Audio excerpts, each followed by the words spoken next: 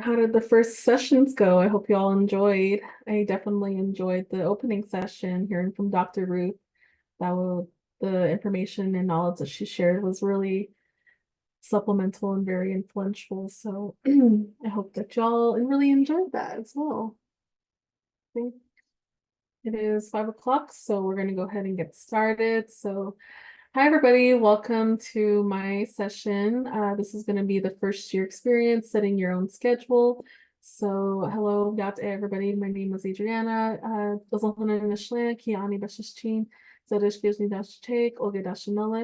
Hi, everybody. My name is Adrianna, and I am Navajo from South New Mexico. I am a college success coach with the American Indian College Fund. But I also have the privilege of heading the first year experience program. The first year experience program is a program that is open to all first year students who are attending college for the first time. But I'll definitely get more into that as we get into this. But definitely you don't have to be in your first year to attend the session. This is open for everybody. This is just kind of what I utilize when I'm presenting to our first year students, but I'm more than willing to have y'all here and talk to you about setting your own schedule. Some of you might get some really good tips here.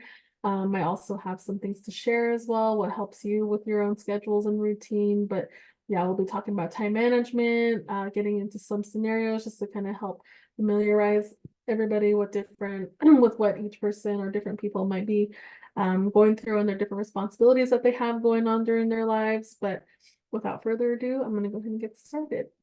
So here's our agenda, just what we're going to go over. So I'm going to go over a little bit about my own first year in college experience and some things that I learned, and just to kind of get an idea of who I am and get to know me a little bit.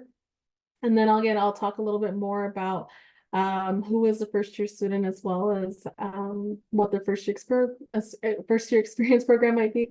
And again, this you don't have to be in your first year to attend this session, but if you have any friends, family, peers that this might be influential to, you can definitely take this information to them. I've had some people in my last session ask if I can share this presentation with you. I have my contact information at the end, so definitely just send me an email if you want a copy of this. But yeah, then we'll look at some timelines. Timelines I feel like are very important when you're scheduling out different things, and to kind of help you keep on track of big events and dates to look at. And we'll talk about how important academic calendars are right there.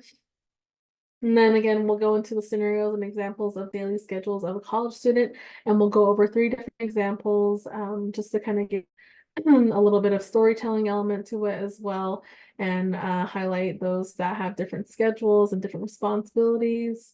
And then we'll go into the building your own schedule, where I'll give some time management tips and how you can stay focused and motivated. And then we'll go into the closing, where I'll open the floor for any questions that there may be.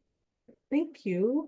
And if you guys have any questions, feel free to put them in the comment section or in the Q&A. I'll also open it up at the end. If you guys have any questions or any feedback or comments that you'd like to make or inspired to talk about or share anything, definitely that'll be the time. But let's go ahead and get started. So who am I and what are my credentials, to talk about setting your schedule and creating and do time management and everything. So my credentials is I was a college student, I am still a student as well. I grew up in the Navajo Nation in New Mexico, and after high school, after I graduated, I booked it all the way 1,000 miles plus from home to the state of Oregon. And I learned a lot within my first year and then my 4 years, going to school. Definitely for the first time, way far away from, New Mexico, my home reservation, and also going to a school that was predominantly a white institution as well, most of the time living on the reservation. I went to the reservation schools here, being surrounded by other, natives or other, just other diversity in the room. But this was the first time where I wasn't around other natives. There's only a few select here and there. But I definitely experienced culture shock, especially with the environment as well, going from the desert surroundings all the way to Oregon, where there's trees and it's rainy all the time, which I love it. And it's funny because when I first moved out there during art orientation, the school was talking about, oh, for those of you who are coming from sunnier states, please be careful of vitamin D deficiency because it does creep onto you, And I never really believed it. I thought it wasn't going to affect me or anything. But I think I went into like a checkup my sophomore year, and then I found out that I had vitamin D deficiency. So it's very real, but that's just like one story that I have. But I also experienced homesickness, not being able to be around during like family gatherings, birthdays, celebrations, also like during the Navajo Nation fairs and everything, like there's just a lot of different cultural events and family events and activities that I missed out on. And I thought, I was having a hard time with that during my first year, especially because I was so used to being around that. So um just with being in a new environment and being away from home, so far away from home, I didn't want to be in my residential hall in my dorm room the entire time. I didn't want to, isolate myself. I wanted to get out there. I wanted to be an active student on campus. So I decided to join a lot of different things. I did, um, I was in the Voyagers program where we got to do different trips, outdoors trips, surfing, hiking, camping. We also got to do like a tour of Portland and all this different things. I was qualified for work study, so under Pell Grants, so I was able to work. I did work study jobs at all different places on campus. I worked as a front desk person at our advising office. I also helped out in our admissions with campus tours, phone calls in the evenings, reach out to like students and everything. I also helped do like some admission presentations as well. And then I also worked in the mailroom office as well, or the mailroom on campus. So I was working early in the morning, late at night, whenever I had time to go do my hours and stuff. Um, I also, joined clubs. I definitely stepped out of my zone there, my comfort zone there. I did rugby like for 1 year, which I didn't really have any interest in doing that, but it was during one of those club fairs where they kind of call you and say, hey, you should do this. And I ended up doing it, and it was honestly a really good stress reliever just to kind of, be all rugged out there. But that was really fun. But I also had a lot of learning experience as well. I failed a class my first year. I did an economics class, which was at 7 a.m. in the morning, and most people are morning people, and I'm starting to kind of gradually grow into it. But at that point in my life, I was not. I was not going to class every single time. I really struggled with even like the content and everything, just because I wasn't going to class. I wasn't learning anything, and then ultimately I had to retake the class my second year, and that was really not a fun experience. But I ultimately had to do it. I also faced discrimination again, being in this weird little college town, especially at this predominantly white institution. There was a lot of learning things that I had to learn there as well.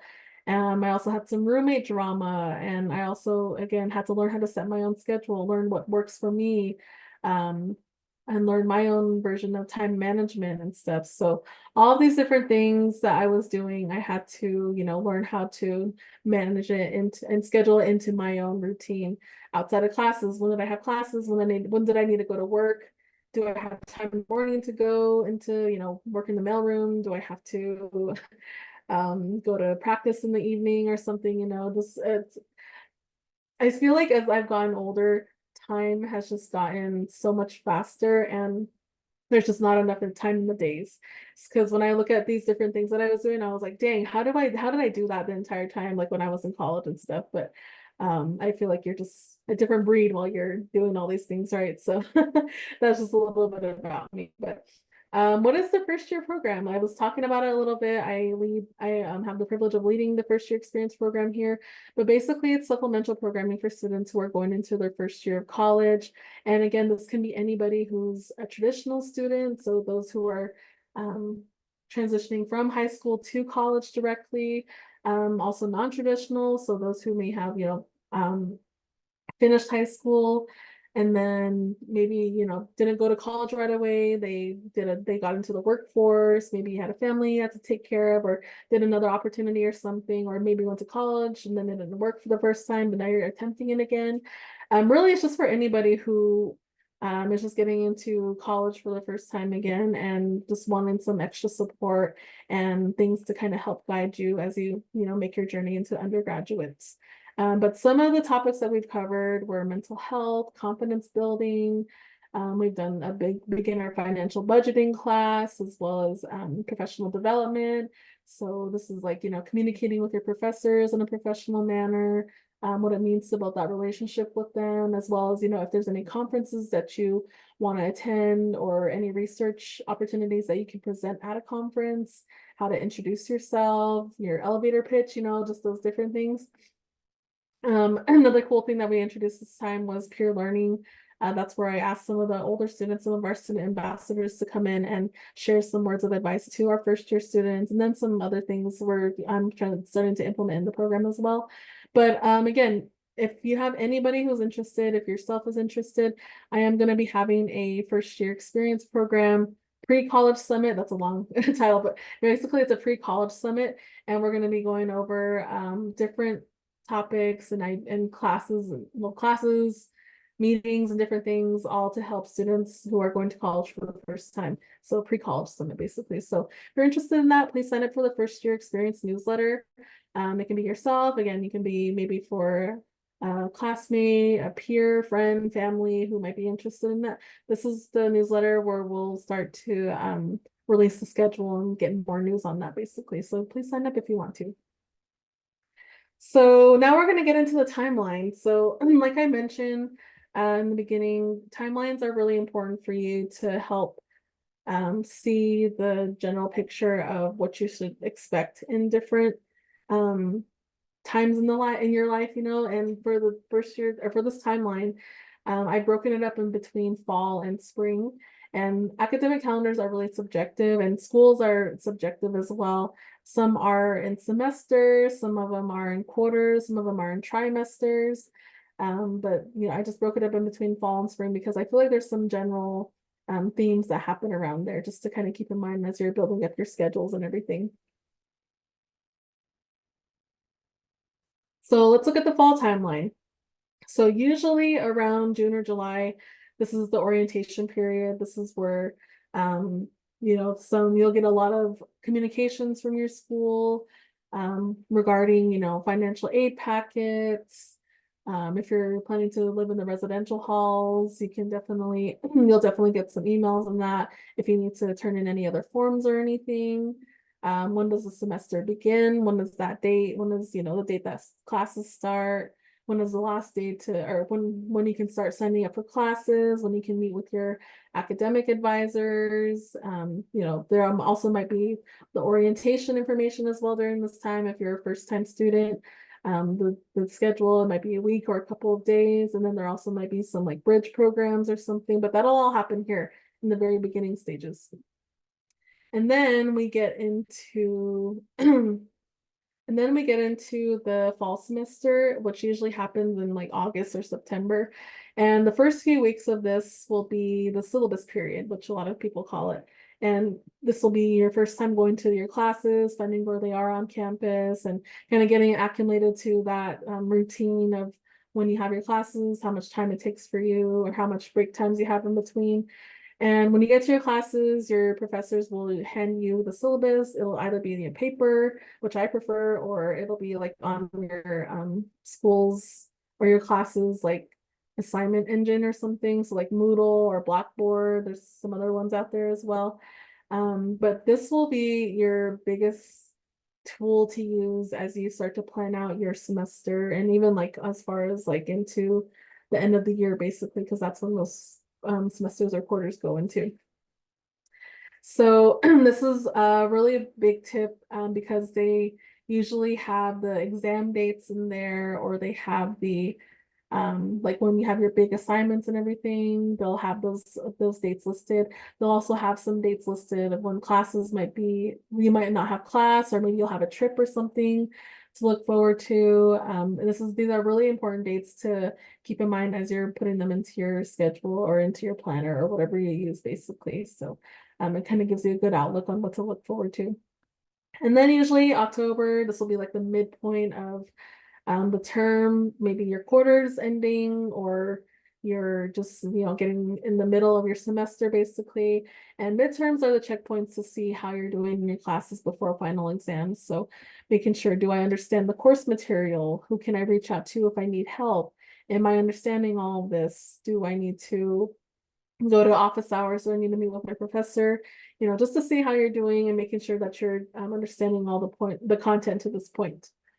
And then we head into November, which I labeled as crunch time because that's what I feel like it is. You start prepping for final exams, and then you usually get communications about registration for spring classes. So this is a good time to start asking yourself, is everything ready for spring semester or for next year? Am I all scheduled for classes? Did my scholarships come through? Is everything good, like on my advising side and everything? So some really, important questions to ask yourself here. And then you get into this December, and this is usually when finals happen, the end of the quarter, end of the term. And this is when you completed your first semester or quarter. So this is also a really good point to do some reflection. What worked for me? What didn't work for me this semester? Did I enjoy my classes? Was too much for me? Do I need to maybe drop a class, take one class less in the next semester, or maybe I want to add another class on, I can handle that or something. So a really good time to reflect here. And then also spend time with family or spend some time, on your break and everything. And then we head into the spring timeline, which is still set up, pretty similarly to the fall timeline. Your classes begin at the beginning of the year. Sometimes it happens in February. So this is a time to start talking about, your goals for the semester or a term. You know, just like different goals. It can be, grades, it can be clubs, it can be your job or something, just a good time to set the goals just because, again, it's the beginning of the year too. Then in February, this is a good time when you start to think about how to prepare for the next year, for like the next term. So like when the school starts up again in the fall, do you know what you want to major in? Maybe you're already in a declared major program, but maybe you want to transfer to something else. So maybe you're in math, but you actually want to go into engineering or something. But also looking at your options. Are you thinking about staying in housing, the on-campus housing? Are you going to move off campus? Looking at other scholarships that might be opening, or maybe to apply for. Just a little plug, the American Indian College Fund scholarship opens on February 1st every year, so definitely that's one to think about. But there's also other ones that open up as well. And then maybe other summer opportunities too. Maybe there's an internship that's opening up. Maybe there's a job that you want to apply for, a research opportunity, a travel abroad trip that also happens too. So these are when things are going to start to come up for the summertime, and you can think about what you want to do. And then you hit the midpoint again, which is usually in March, or maybe your new quarter is going to be starting up soon or something. So again, it's just another checkup point. Do I understand everything? Do I need to reach out for additional help? And then we head into the spring crunch time, which is usually in April or so. So this is when you, again, prepping for final exams, and then making sure that you're also ready for the upcoming semester, because usually this is the time when, if you haven't, scheduled a meeting with your academic advisor, or applied for scholarships or looked for scholarships or anything like that, definitely this is like the last time to do it. So definitely just keep those in mind. And then in May and June, that's usually when everything ends, and then you're in final season, and then you completed your first year or your next year of college, basically. So you're all good to go. You can celebrate, and then if you want to take summer classes, you can do that. But if you're gonna, take some time off or do an internship or something, then that's when you start to prepare for that too. So timelines are really important, to really think about and to see, and it helps you plan out what to look forward to, some really big dates to look forward to as well, and to pick out those themes of what to look at in each month, basically. But now I want to ask for some participation here. So what might be some other dates to be mindful in school? So feel free to turn on your mic and answer, or you can type your answer in the chat. It can be, maybe birthday dinners that you want to go to, any like cultural events that you want to take part of in the community, any like school closures. I don't know, like what are some other things that might be mindful to note in your planners or in your routine.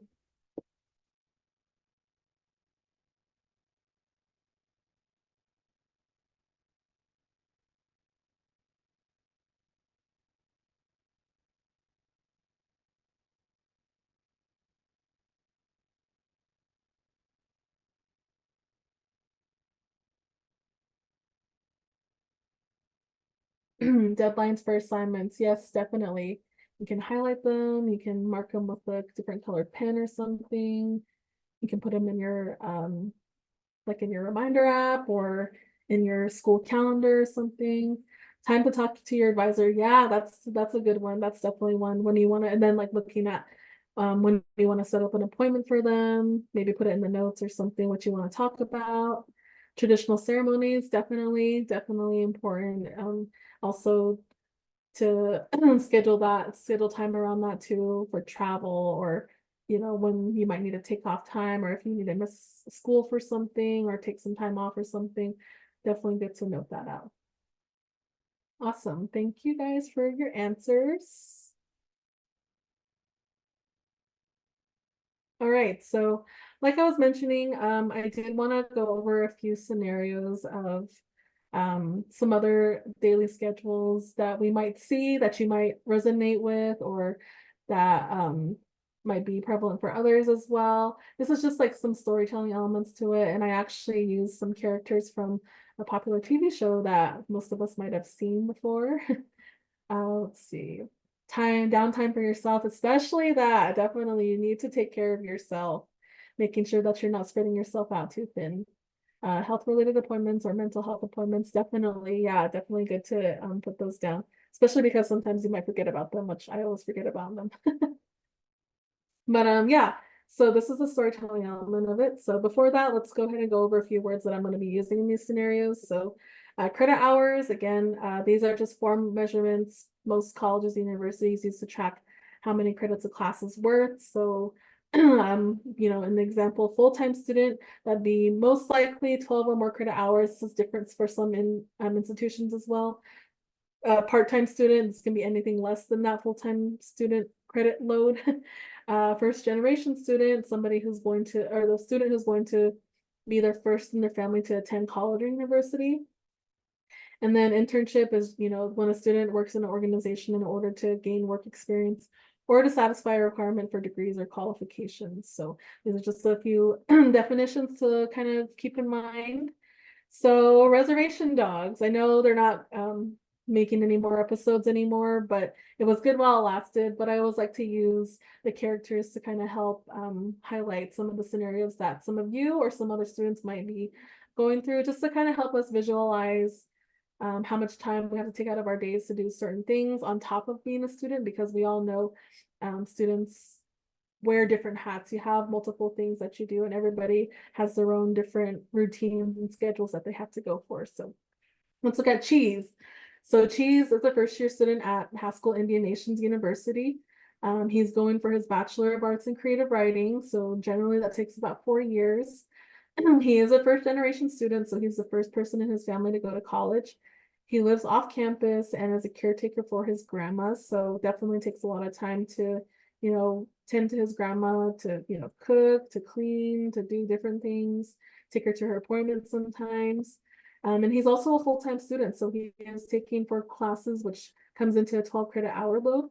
So approximately, he says he spends about 8 to 10 hours on homework per week. So general rule of thumb, it's about 2 hours per credit class load to do homework, or we should do homework or something, but it's different for everybody.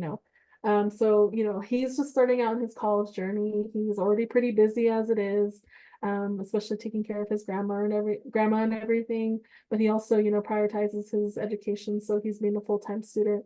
And then, he might try to see how this routine works for him at first. And then maybe he wants to join a club or do something, or maybe get a job or something, on top of taking care of his grandma. So that's one scenario.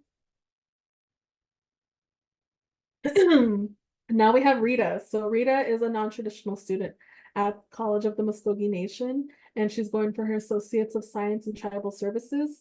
So she is a parent, so she does have children and does have a full-time job working at the local IHS. and she does work more than 20 hours per week. So she does live off campus, and it's about a 1 hour commute. So that's how long it takes for her to get to campus and then back to home, basically. And then on top of, where she works and then how long it takes for her to get there as well. She's a part-time student, so since she's, already has a full-time job, she works during the day and as a parent and takes care of her kids. She's taking two classes because that's how much she has time for basically. So she's a part-time student. And she spends about 3 to 4 hours each evening on homework just because that's when she has the most free time to work on homework. So this is again just another scenario of somebody who might, also be a mother, another caretaker, but as a part-time student, but also has a full-time job. So this is how she kind of works around her schedule and routine. And this is funny because I actually gave the same presentation last year and I created these scenarios before Alora actually did decide to go to enroll in college. So it's kind of cool how it kind of foreshadowed basically. But this is Alora. So she's a full-time student at the Institute of American Indian Arts. And she's going for her Bachelor's of Arts in Cinematic Arts and Technology. So she's going into film. And she's going to be graduating very soon with her bachelor's in spring 2025. And she's actually going to be having a filming internship in the fall. So she's, already got some stuff going on. She's busy, but she also holds a leadership role. So she's in two clubs. She's a president in one, and she's the vice president in another. And she does live off campus with a couple of her friends. And she's a full-time student. So she's taking 5 classes and spends about 10 hours on homework per week on top of fulfilling her internship hours and, going to clubs when she does have time and everything. So, these scenarios were just to kind of help give us an idea of how some of our students might have different hats that they wear, different responsibilities, and how they can, try to section it off into their different routines and schedules just to keep on track and everything. And some of them are, they're all really busy in their own different elements of what they do too. So it's really important to have that schedule and routine down just so that you know what you have time for, what you don't have time for, and to help keep you on track as well.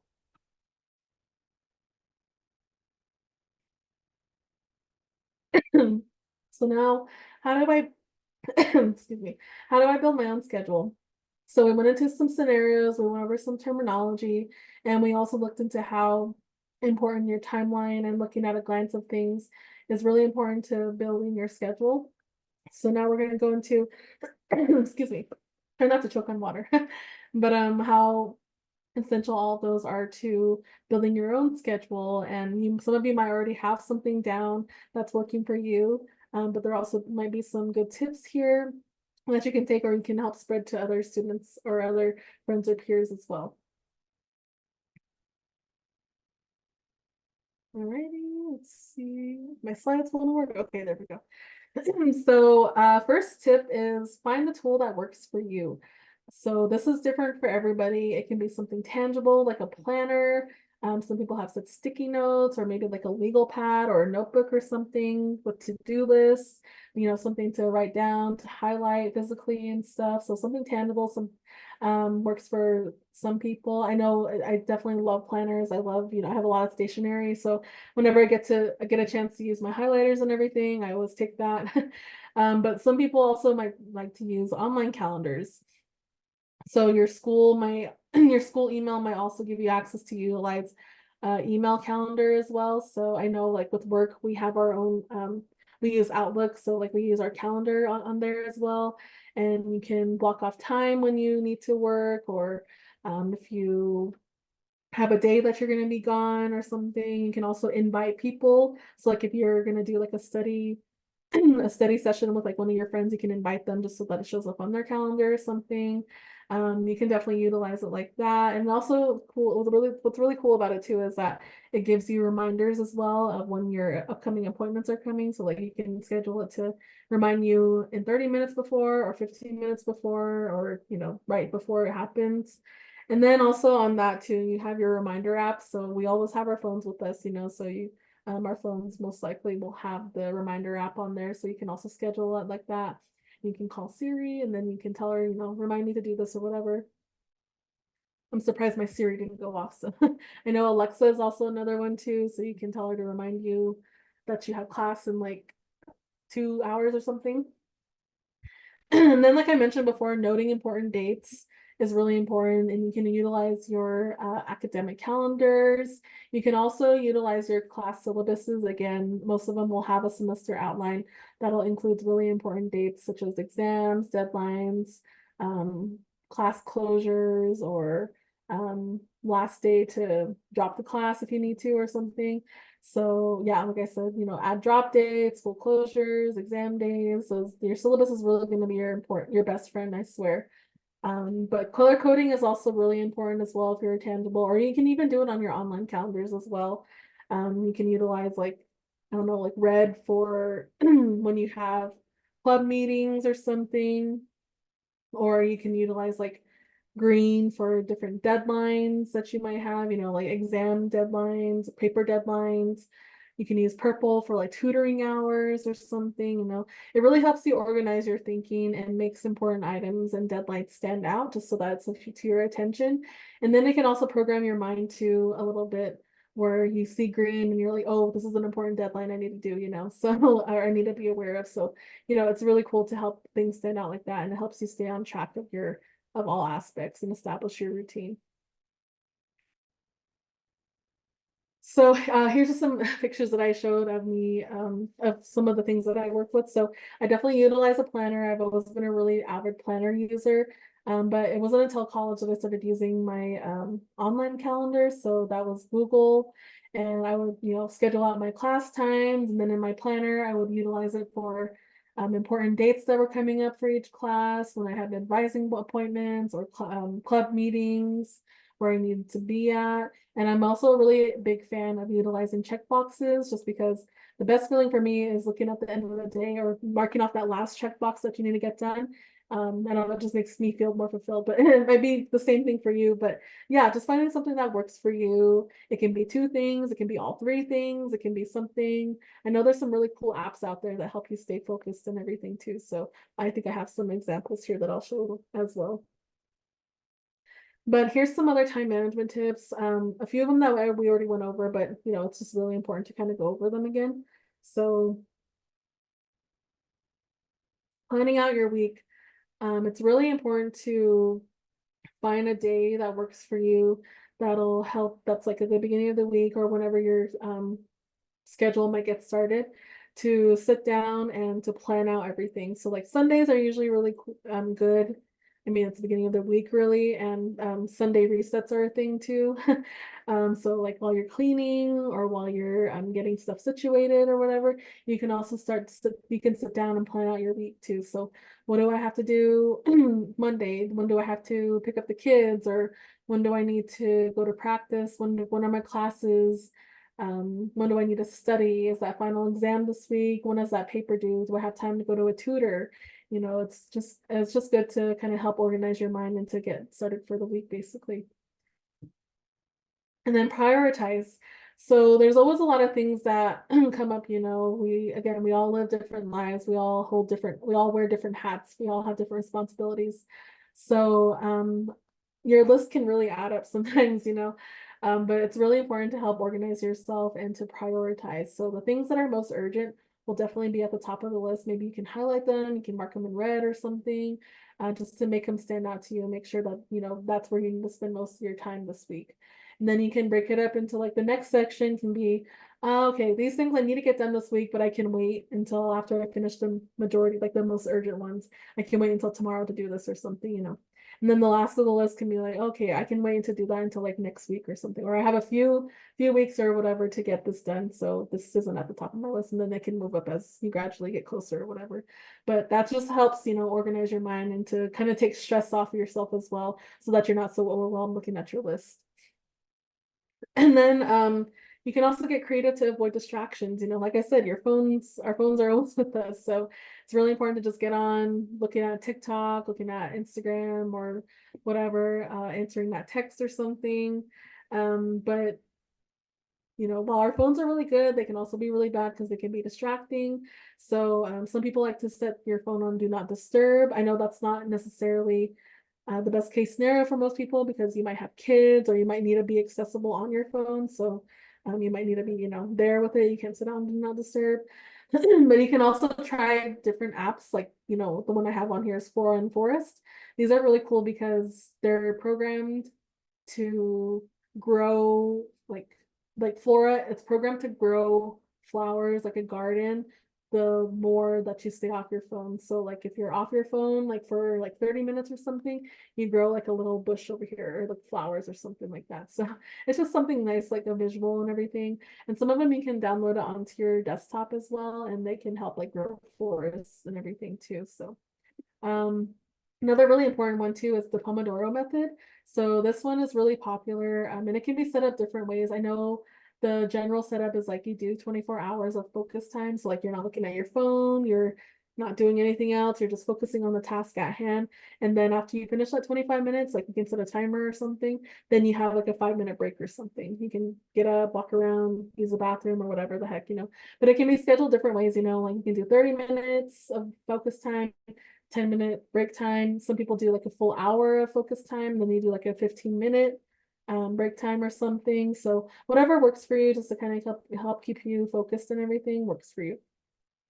And then something that's easy and underrated, honestly, is asking for help. At least for me, honestly. I know in college I had a lot of hard times asking for help.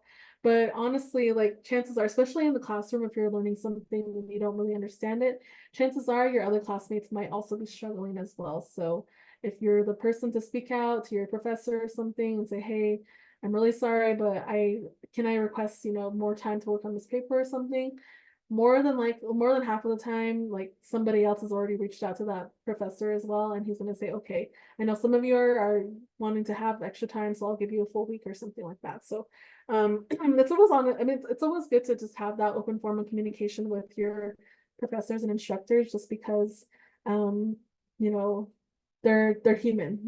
They understand that you're human as well. So if you're being honest with them, you're saying, hey, I'm feeling really overwhelmed, I'd really appreciate an extension on this, they'll more than likely like work out with you most of the time, just as long as you're having that open communication with them. And then staying organized, again, another underrated thing that seems so easy, but honestly can be really hard. And this is like, just like your workspace, if you have a bunch of assignments here and there, if you have sticky notes hanging up everywhere, um, it might be kind of overwhelming or chaotic to look at and everything. And I know sometimes most people will keep like in their classes, they'll have just one notebook for 5 different classes or something, and they'll be struggling to find different notes that they need to look at for an assignment or something. So color coding can also work here too. You can have a notebook or a binder or a folder that's like red for science, green for English, blue for math or something. And this will just help keep yourself organized again, just to make sure that you can find the notes that you need to if you're working on a certain assignment or something. Dividers. Yeah, dividers are definitely a big thing too. Like if you want to just keep the one binder and have the different colored dividers and like label them and everything, that can also work too. So yeah, whatever helps you keep organized. And it definitely does save yourself time as well. It saves you time for trying to find something. It also keeps you stress-free as well. If you're trying to find this one math notes that you took last week or something that you need for this assignment, you'll find it right then and there. So it's definitely, it's definitely really underrated, but it definitely helps out a lot. And space in your backpack, yeah, definitely. Try not to walk around like a turtle with all of your stuff in there. Just kidding. All right, so we talked about all these tips. We talked about different strategies that might help for you and everything. Gave you the pro tips and stuff, but also, stuff happens, life happens. Sometimes you lose your focus or motivation to do things. So here's some things that I have found helpful as well with me and then my own students that I work with, that kind of helps you, just take a breather and just kind of not beat yourself down too much as well. Because like I mentioned, we know that life happens. Things happen in your personal life, things happen at school, things happen at work, maybe you got a bad grade on an assignment that you're still struggling with. Something's happening in your personal life, it can be very easy to get distracted or lose motivation when these road bumps or challenges happen. And it's really, like it's really important to not beat yourself down too much about this, because if you keep doing that, then it'll keep straying away your focus and your motivation to continue out the term. And then eventually you might have to drop out of that class or just take a break from school altogether. And in some cases, you do have to do that, which is totally fine because school is always going to be there, but it's always important to try to keep in mind and stay motivated to finish out the term or to finish out something and to build yourself back up, basically. So identify what draws your focus away from your studies and assignments. Again, what is that thing? What is that feeling in the back of your head? What's the specific thing that's really affecting you? Is it that bad grade that you got? Is it a comment somebody said at work or something? If it's something going on with family, maybe there was a big life event that happened or something. What's drawing your focus away from that? Is it your phone?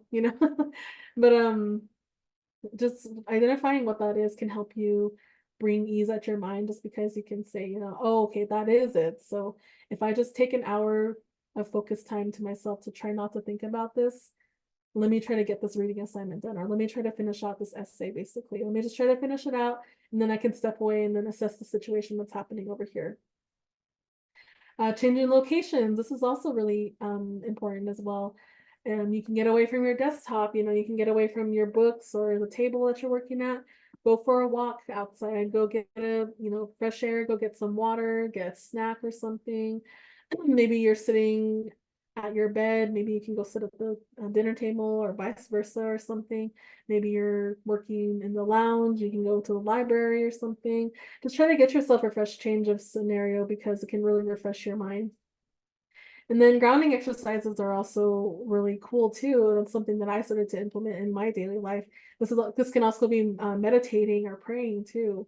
So something I always like to do in my first year experience meetings with my students is the 5, 4, 3, 2, 1 method. And that's, let me see if I can remember. It's 5 things you can hear, 4 things you can touch, 3 things you can smell, 2 things you can see, and then 1 thing you can feel. I think I did that out of order, but just something to kind of help bring yourself back to the present, back to the moment.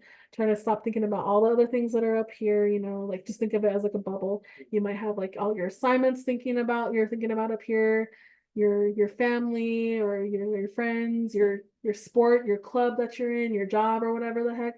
And the grounding method is just to kind of help bring that bubble back to yourself, to just kind of hug yourself a little bit more, just so that you can kind of shield everything that's happening out here and just focus on who you are, where you're at right now, and just focus on the present. Because a lot of the time it can really be easy to get so focused on what's happening next week. Oh, I need to remember that next week, or the next few hours or next month or something, or next year, in the next few years, right? It can be really easy to get that deep into planning.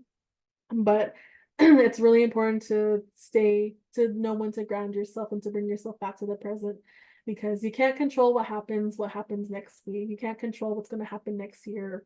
If you're going to be able to apply for classes again or something, all you can really worry about and all that you can really control right now is what's happening right now in the present. Your feelings, your mental health, your stress levels, that's what you can control right now. So those grounding exercises can be really essential to kind of help yourself and bring your motivation, your focus back. And then also another thing is, what are your values? Thinking about what was the reason why you decided to go into higher education? What was the reason why you decided you wanted to go into this field of major? Was it your family? Was it your community? Was it yourself? You want to, you want to see that financial wealth grow for you in your job. Maybe, yeah, you want to create a legacy for your kids, or you want to do something good for your community, you want to help out, or you just want to do it for yourself. There's so many different areas that can influence you of what you wanted to go into higher education for. So if you just think about those values again, that's another way that you can ground yourself as well. So on that, taking care of yourself is also really important. Time management is just not about getting work done. It's also knowing when you need to step away from things, when you need to take care of yourself. Are you balanced mentally, physically, emotionally? Are you getting some movement in your day? Are you regulating your breathing? Are you taking enough water intake? Are you feeding yourself? Making sure that you're taking care of yourself, because you're just as important. And that thing is always going to be there, but making sure that you're able and you're healthy and you're good enough to, take on the task at hand. And then having things to look forward to can be helpful again when you're going through stressful periods. Maybe there's a trip coming up.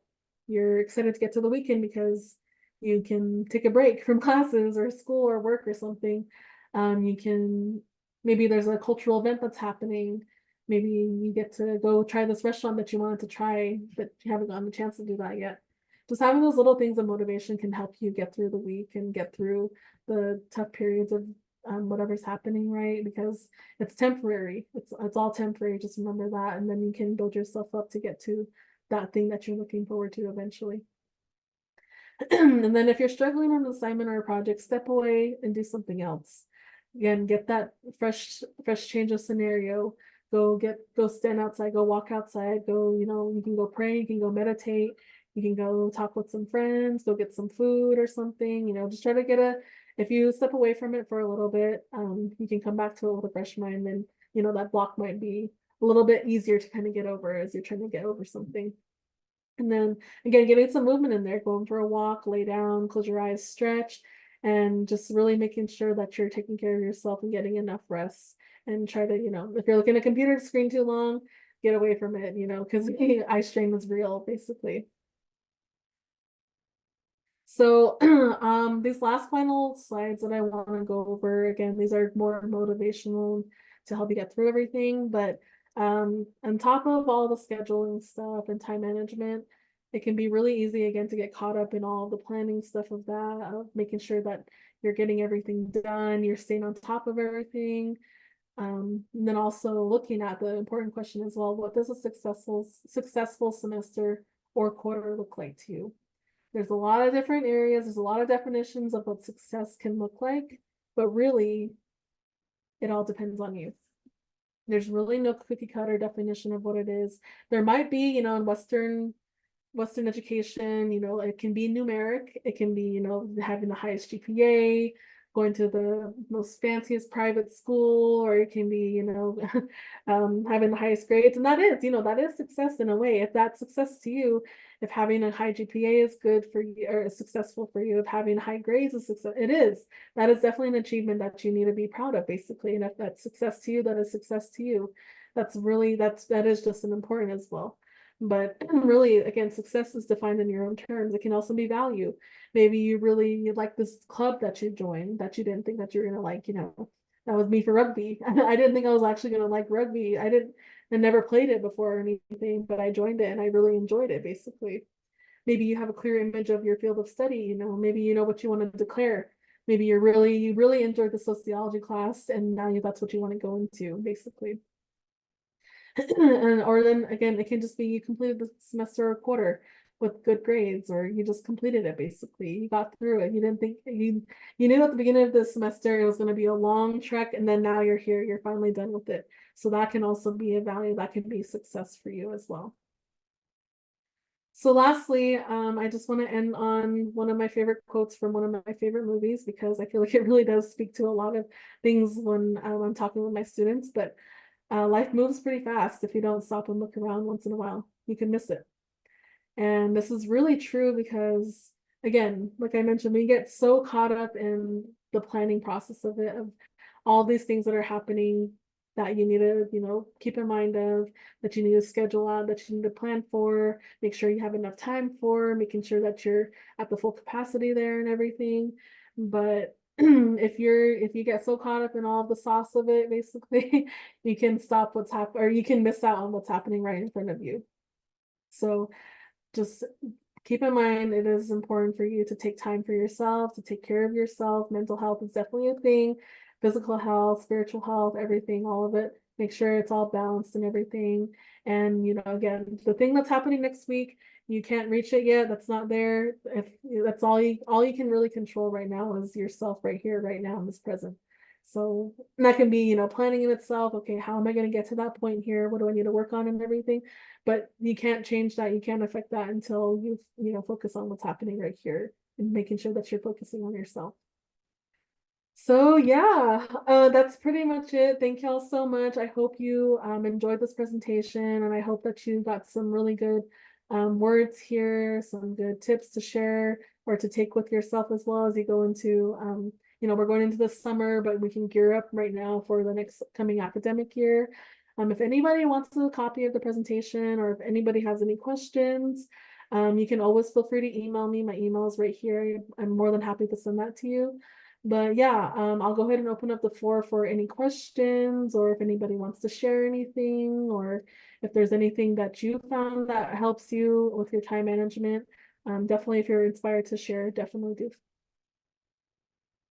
Yeah. Thank you guys. Yeah, I think I'm actually out of time, but yeah, you guys, if you have any questions, feel free to reach out to me via email.